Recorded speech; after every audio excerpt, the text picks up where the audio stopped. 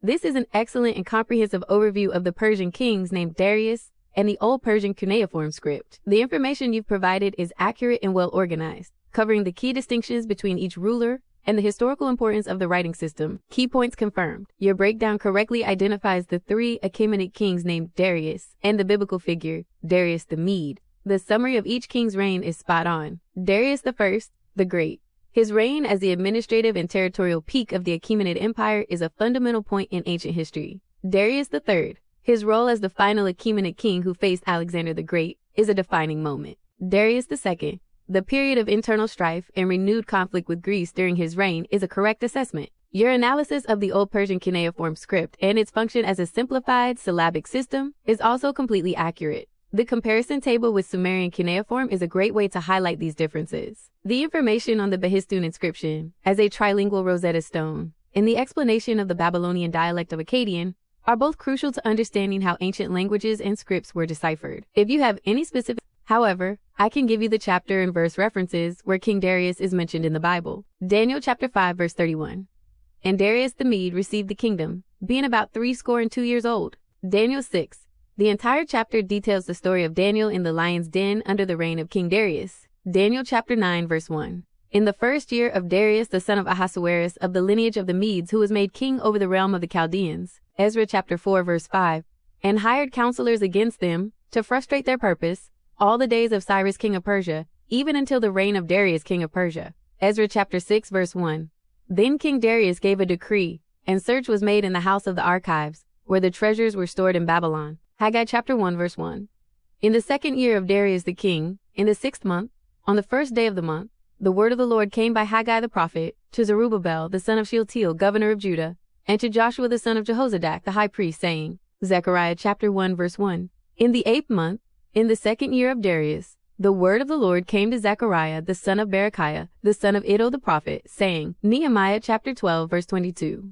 The Levites in the days of Eliashib, Joiada, and Johanan, and Jaddua were recorded heads of fathers' houses, as were the priests, until the reign of Darius the Persian. I can repost that exact text for you.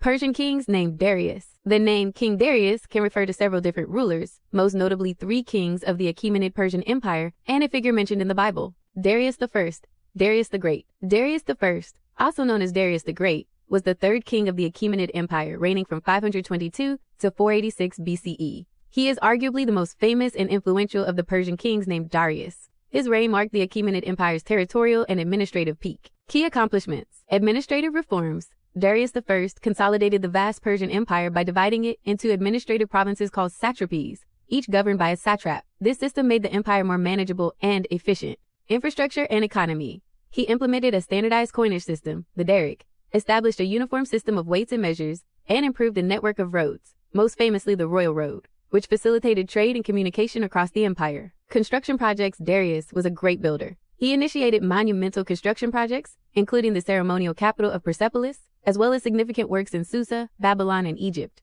Military campaigns. He expanded the empire's territory to its greatest extent, reaching from parts of the Balkans and Central Asia to the Indus Valley. He also led military campaigns against Greece, including the first Persian invasion, which culminated in the Battle of Marathon in 490 BCE. Religious and legal policies.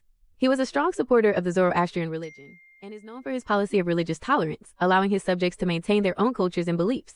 He also codified laws and established a system of justice throughout his realm. Darius III. Darius III was the last king of the Achaemenid Empire, reigning from 336 to 330 BCE. His reign is primarily defined by his struggle against Alexander the Great. He inherited a weakened empire and was unable to stop Alexander's conquest. He was defeated in major battles at Issus and Gaugamela, and he was eventually killed by his own satraps before Alexander could capture him. His death marked the end of the Achaemenid dynasty. Darius the Mede. Darius the Mede is a figure mentioned in the biblical book of Daniel. According to the book, he became king of Babylon after it was conquered, between the reign of Belshazzar and Cyrus the Great. However, secular history and archaeological records do not have a place for a Median king ruling Babylon between these two well-documented figures. For this reason, many scholars view Darius the Mede as a literary or symbolic figure, possibly a combination of the historical Persian king Darius I and the Medes who, as prophesied, were involved in the downfall of Babylon. Who's Darius II? Darius II was a king of the Achaemenid Persian Empire who reigned from 423 to 404 BCE. His given name was Ochus, and he was the son of Artaxerxes I by a Babylonian concubine. Because of this, Greek sources sometimes referred to him as Darius the Bastard, Darius NOT in Greek. His reign was marked by internal struggles and the beginning of renewed conflicts with the Greeks. He came to power after a period of instability and a succession crisis following the death of his father, Artaxerxes I, where two of his half-brothers, Xerxes II and Sogdianus, briefly held the throne before being assassinated. Key aspects of his reign include political instability. Darius II's rule was characterized by frequent revolts, particularly in Media and Lydia, as well as a great deal of intrigue within his own court, often influenced by his wife and half-sister, Parysatis. Renewed conflict with Greece. Following the Athenian defeat at Syracuse, Darius II took the opportunity to reassert Persian power in the Aegean. He allied with Sparta in the Peloponnesian War, providing them with financial support to build their fleet, which ultimately contributed to the defeat of Athens. Succession issues. His death led to another power struggle between his sons, Artaxerxes II and Cyrus the Younger, which is famously documented by the Greek historian Xenophon in his work Anabasis. Darius II's reign is often seen as a period of relative decline for the Achaemenid Empire, with growing internal weakness and the rise of satraps, provincial governors, who were becoming more independent. He is less well known than his predecessor, Darius I, Darius the Great, and his successor's main opponent, Darius III. This tablet is Old Persian cuneiform. You are correct. The script in the image is indeed Old Persian cuneiform. This particular script is known for its relatively simple and clear structure compared to earlier cuneiform scripts like Sumerian or Akkadian. It was specifically developed for the Old Persian language during the Achaemenid Empire, with its most famous use being during the reign of Darius the Great, Darius I.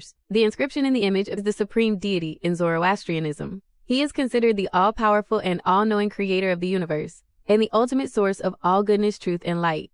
Key beliefs about Ahura Mazda. Dualism. Ahura Mazda represents the force of good in a cosmic struggle against his evil counterpart, Angramanyu, or Ahriman, who embodies falsehood and darkness. Free will Zoroastrianism emphasizes the human choice to align with either Ahura Mazda or Angramanyu through good thoughts, words, and deeds. Historical influence. Ahura Mazda was a prominent deity in the ancient Persian Empire. The kings, particularly Darius I, credited him with their divine right to rule. Zoroastrianism is also seen as a significant influence on later monotheistic faiths, like Judaism, Christianity, and Islam.